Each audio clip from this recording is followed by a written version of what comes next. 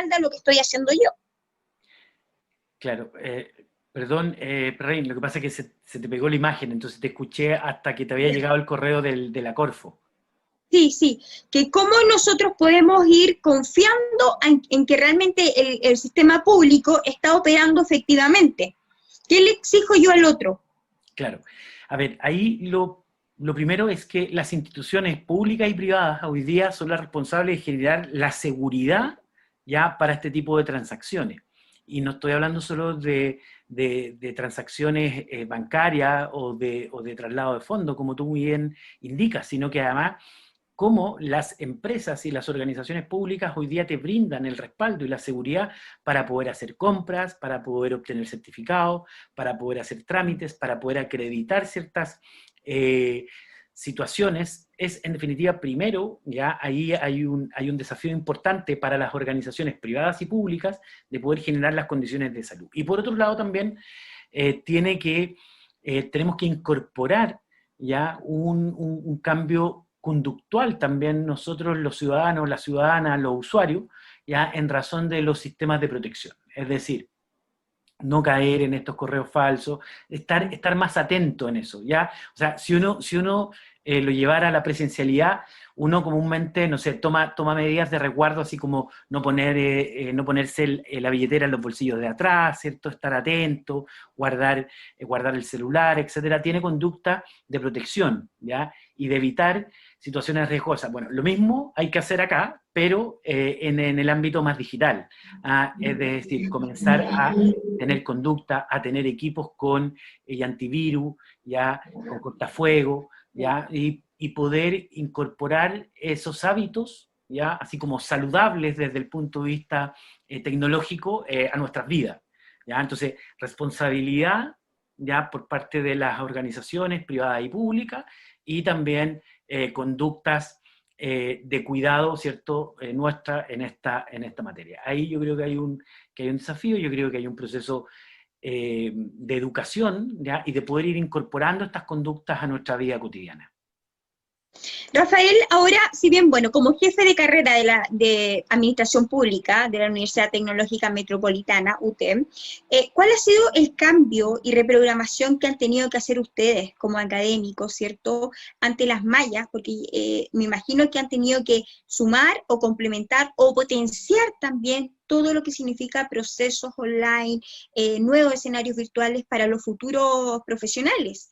Ahora las mallas han tenido que cambiar, la educación de alguna otra forma ha tenido que ir potenciando eso, porque antes no existía el teletrabajo. O sea, ¿cuándo existía? Cuando no sé, el comprador o un negocio era en el extranjero. Claro. Si me quería vincular, qué sé yo, con unos socios de Japón. Pero, ¿cómo ustedes han ido transformando eso o qué tienen pensado también ya para el futuro con estos nuevos profesionales? Sí, bueno, ahí la verdad que para nosotros la Universidad Tecnológica Metropolitana, la UTEM, tiene un sello tecnológico que de alguna otra manera en un corto tiempo fuimos capaces de poder asumir ya estas nuevas formas de poder comunicarnos, de poder desarrollar las clases.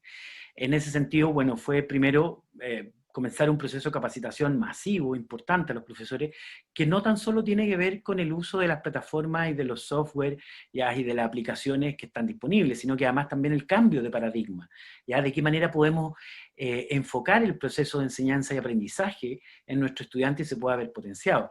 Y ahí claramente hay algunos elementos que se pierden, que tienen que ver con la presencialidad, con el mirarse, ¿cierto? Con esa capacidad comunicacional del cuerpo, pero sin embargo también hay otras áreas que se incorporan. Entonces también fue posible incorporar, ¿cierto?, procesos y mecanismos que potenciaron este proceso de enseñanza-aprendizaje vía remota, ya con la incorporación de video, de grabación de clase. O sea, hoy día el estudiante no tan solo puede asistir a clases, sino que puede escuchar su clase, puede ver su clase, ya en situaciones atemporales, o sea, puede repetir una y dos y tres veces, las veces que quiera, y las clases quedan disponibles para ellos, lo que sin duda viene a reforzar también este proceso de aprendizaje.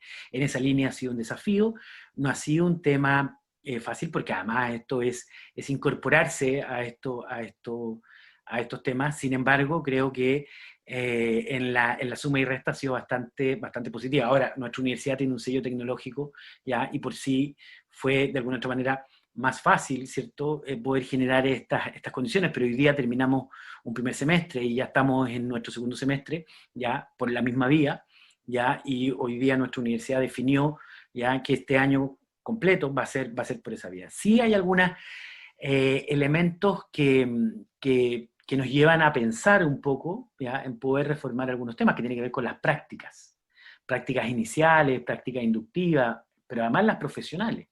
Ya recordemos que una de las situaciones de titulación que tienen en general las carreras tienen que ver con las prácticas.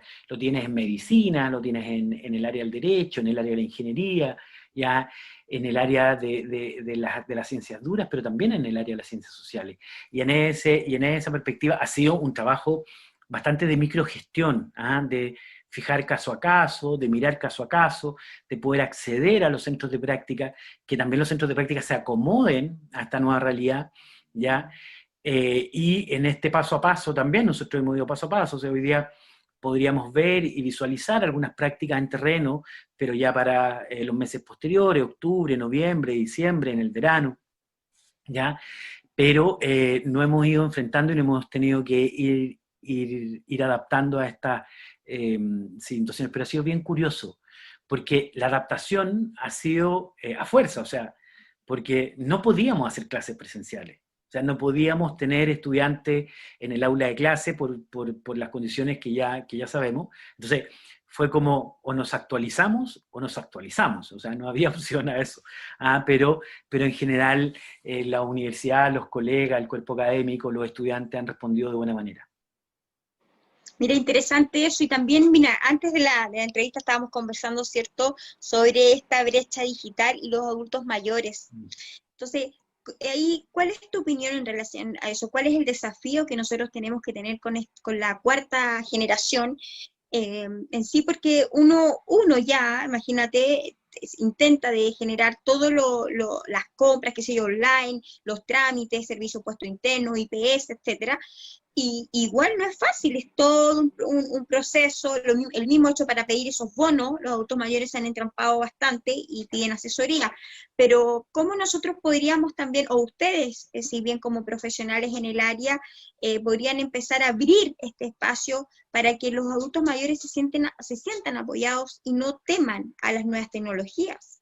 Claro, yo creo que ahí hay un tema esencial de entender que la tecnología no tan solo cumple el requisito de poder hacer de una manera más eficiente lo que uno venía realizando, sino que además hay un desafío de la tecnología que es la facilidad, ¿ya? Y la autoformación, ¿ya? Y la facilidad en el acceso, la facilidad en la comprensión, ¿ya? Y yo creo que ahí hay un desafío, ¿cierto?, para el mundo de las tecnologías, de la informática, ¿cierto?, de este mundo virtual, de la inteligencia artificial, que sin duda te pone un desafío. Yo creo que ahí es importante poder atender y poder masificar la tecnología, sea cual sea, ¿ya? Y en ese sentido hoy día es potenciar los canales tecnológicos, pero también abrir y ampliar otro tipo de canales, de modo que faciliten la comprensión y la educación. Y ese es un trabajo formativo importante, sobre todo en el segmento de los adultos mayores. O sea, acá poder disminuir las brechas digitales, pero no tan solo las brechas digitales desde la perspectiva del aprendizaje, sino que las brechas digitales también desde el punto de vista del acceso.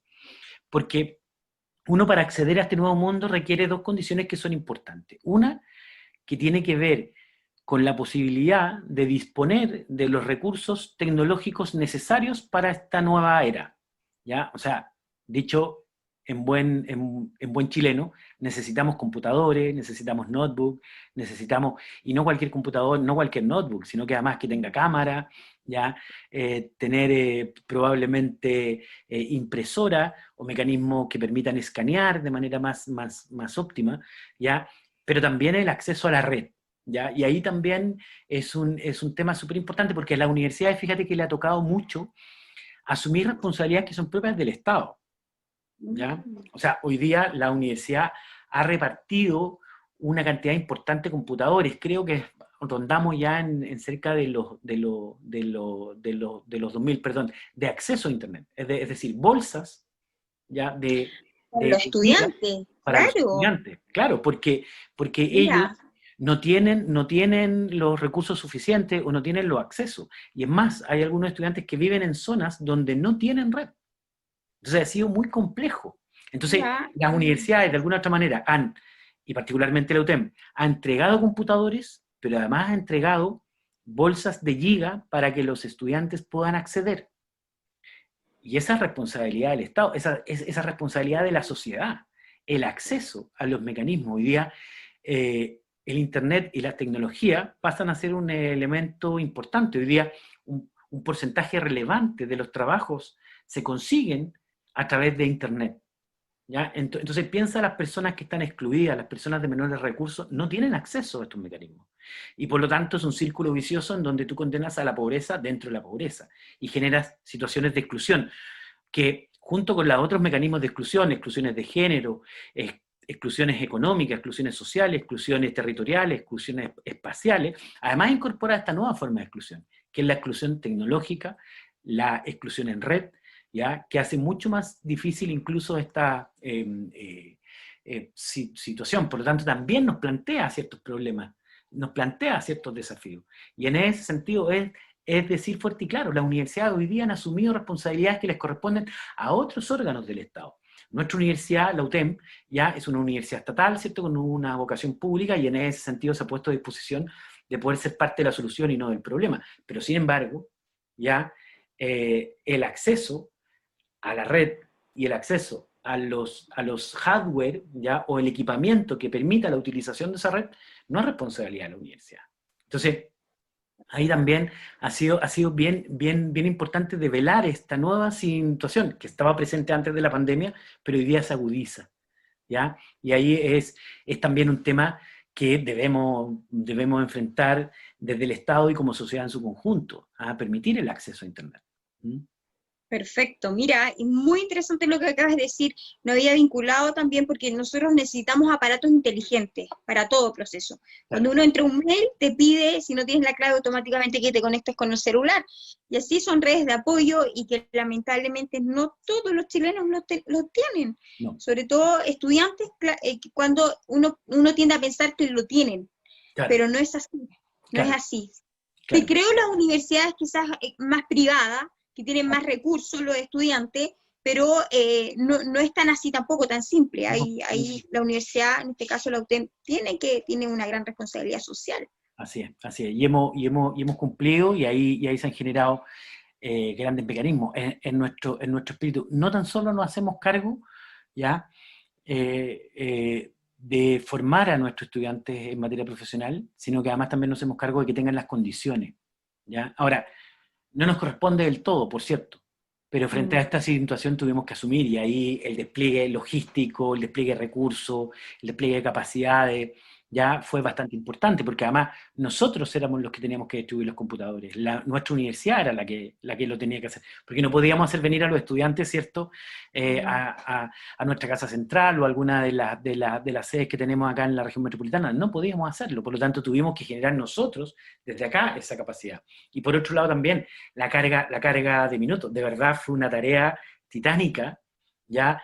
Porque la carga era a los celulares de los estudiantes. Entonces, todas las compañías, ya acá además yo me enteré que habían compañías que no sabía que existían, ya, pero no todas las compañías permitían que se facturara, que el UTEM facturara para el servicio de un tercero. Entonces, hubo que incluso repartir chip, ya, porque en aquellas compañías que no podíamos hacer eso, hubo que repartir chip de otras compañías para que lo pudiesen tener. Entonces, ahí viene la utilización. Un estudiante en general tiene, te diré, unas 20 horas de clase a la semana, más o menos. O sea, son 20 horas que está conectado solo para la clase. Después súmale las horas que tiene que conectarse para bajar documentos, para leer libro electrónico o documento electrónico. Trabajo en grupo. Entonces también Mm. no era una bolsa de minutos pequeña, sino que tenían que ser amplias y grandes. Y además porque muchas veces dentro de la propia familia, ya, también la utilización de estas bolsas se compartía y se comparte. ¿ah? Entonces, tú puedes tener una casa donde hay 3 personas en edad escolar y que tienen hora a la misma clase. O sea, necesitas 3 computadores, no uno, y por lo tanto necesitas tres conexiones, ¿ya? Y eso implica un cargo desde el punto de vista de la capacidad de navegación, pero también de la tenencia de computadores. O sea, si hay un solo computador en la casa, ¿quién va a clase? ¿Ah? Entonces, ahí además reflejó de manera importante también nuestras brechas sociales y económicas de nuestra sociedad. O sea, claro, en los hogares con recursos uno podía contar con un computador por niño, con un computador, o podía hacer la inversión ya frente a este tema. Pero en otros lugares simplemente no hay, y ahí hay una serie de historias que uno pudiese contar de gente que no contaba ni con internet ni con computadores, con 3 o 4 hijos, con clase a la misma hora. Entonces ha sido la verdad bien importante el cambio, pero también ha demostrado las carencias y los problemas de distribución de la riqueza y de acceso a nuestro país y a nuestra sociedad. Bueno, nada, yo creo que los felicito también por lo que están haciendo constantemente, porque también se están preocupando de sus propios estudiantes, futuros profesionales, y por otro lado también hay una responsabilidad social, como jefe, ¿cierto?, de carrera, administración pública, en donde también se entiendan los procesos operativos. A veces uno como cliente es muy demandante y le genera tantos reclamos al otro que el sistema al final colapsa. No es justificarlo, pero me imagino que debe haber un orden y tratan todos los días de mejorar las estrategias. Es por eso, mi querido Rafael, bueno, yo creo que tienes mucho más hilo conductor para seguir conversando, así que te voy a dejar invitado para unos próximos programas, para seguir hablando también de esto de los adultos mayores, de generar una conciencia de cómo poder generar mejores los tiempos en términos tecnológicos y cuál es nuestro desafío como sociedad también. En términos de la administración pública. Así que recién les quiero comentar a toda la audiencia de Radio Hoy que estábamos conversando con Rafael Pizarro Rodríguez, jefe de la carrera de Administración Pública de la Universidad Tecnológica Metropolitana UTEM. Así que muchas gracias, Rafael, por todos tus conocimientos, por tu tiempo, por compartirlo, ¿cierto? Y como siempre estás invitado a nuestra radio y espacio para poder seguir hablando de estos temas tan importantes. Sí, no, yo, bueno, Perrin, darte las gracias ya por el programa muy, muy entretenido, muy dinámico, con temas que yo creo que son importantes para la ciudadanía en general y gustoso. Así que muchas gracias y felicitaciones por tu programa, el matinal de la radio hoy. Así que gracias. De volver a compartir contigo estas conversaciones. Absolutamente. Bueno, nosotros nos vamos entonces y nos regresamos por pronto en unos minutos porque ya vienen más con Aro.